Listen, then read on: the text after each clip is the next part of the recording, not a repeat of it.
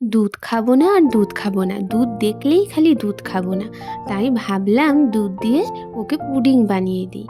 তো ক্যারামেল বানানোর জন্য এখানে গুড় নিয়ে নিয়েছিলাম, গুড়ের ক্যারামেল বানিয়ে দিয়েছিলাম। সাথে একটু তাল মিশ্রিও দিয়েছিলাম। চিনি তো দেবো না, চিনিটা দিলে অনেকটা চিনি লাগতো, আর সেটা খুব একটা হেলদিও নয়।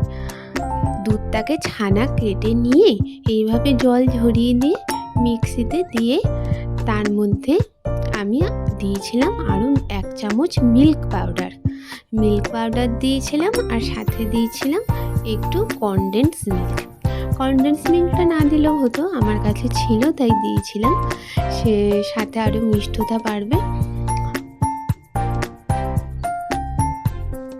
আর একটু পাতলা করবার জন্য একটু দুধও দিয়ে দিয়েছিলাম, যাতে ভালো করে মিক্স হয়।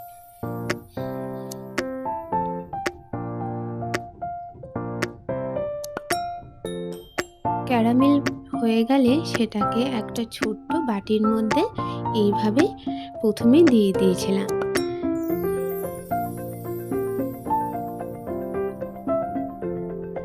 তার মধ্যে ওই মিশ্রণটা দিয়ে স্টিম করে নিয়েছিলাম।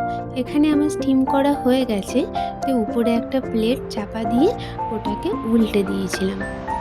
উল্টাতে খুবই ভয় করছিল, কী জানি ভেতরে পুডিংটা ঠিকভাবে তৈরি হয়েছে কিনা। ওকে এই প্রথম ছানার পুডিং বানিয়ে দিলাম। তারপর বাটিটা তুলে মনে হলো না মোটামুটি ঠিকঠাকই হয়েছে,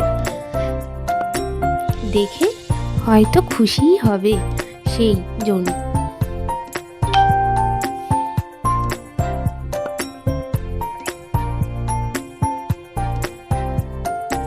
খুবই নরম হয়েছিল পুডিংটা, একদম তুলতুলে হয়েছিল।